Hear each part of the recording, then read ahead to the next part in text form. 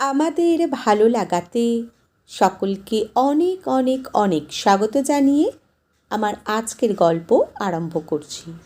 আজকের গল্প কাকতালীয়। গল্পটি তাহলে শুরু করি।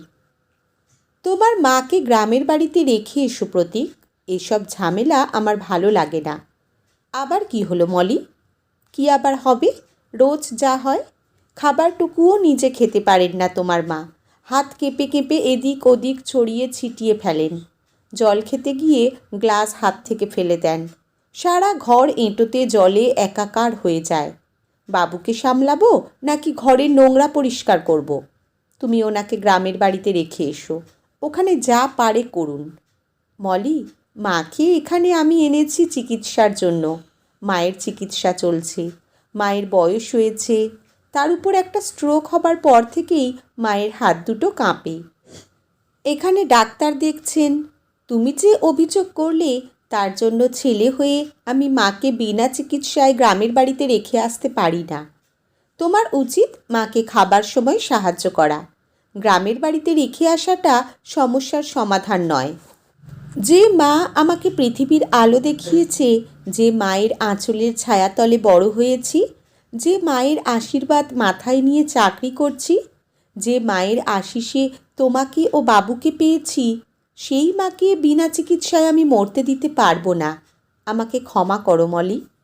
মানে, এসব ঝামেলা পোহাতে গিয়ে যদি আমি মরি, যদি আমার কিছু হয়, তখন বাবুর কি হবে? তোমার কাছে তোমার মা বেশি হলো, আমি আর বাবু কেউ না? মলি, কথায় কথা বাড়ে। আমি যা বলার বলে দিয়েছি। আর হ্যাঁ, 1 মাসের ছুটি নিয়েছি অফিসে। কাল সকালেই আমাকে তোমার বাড়ি যেতে হবে। রঞ্জিতের ফোন এসেছিল। আমার বাড়ি যাবে? রঞ্জিতের ফোন? কেন, কি হয়েছে? 3 দিন আগে তোমার মা, মানে আমারও মা, স্নান করতে গিয়ে কুয়োর পাড়ে পা পিছলে পড়ে গিয়ে হাতের কবজি ভেঙে ফেলেছেন। ওখানকার ডাক্তার বলেছেন যত তাড়াতাড়ি সম্ভব কলকাতার বড় হাসপাতালে দেখাতে। তোমার ভাই আসতো নিয়ে, কিন্তু তার ছেলেটার জ্বর। আমি বললাম তোমার আসার দরকার নেই, আমি মাকে নিয়ে আসব। এরপর ভাবলাম দুজন রুগীকে তুমি সামলাতে পারবে না, তাই বসকে বলে 1 মাসের ছুটি নিলাম। এই 1 মাসের মধ্যে 2 বুড়িকে সুস্থ করে তোলার দায়িত্ব আমার আর তোমার। হ্যাঁ, আমার শাশুড়িকে আমি খাইয়ে দেব, তোমার শাশুড়িকে তুমি খাইয়ে দেবে, নাকি গ্রামে ফেলে আসবে, তুমি বোঝো। সব শুনে প্রতীকের বুকে মুখ লুকিয়ে ফুঁপিয়ে কেঁদে ফেলে মলি। প্রতীক মাথায় হাত বুলিয়ে দেয়। হঠাৎই মলি বলে, তুমি টিভি দেখো, আমি মাকে খাইয়ে আসি।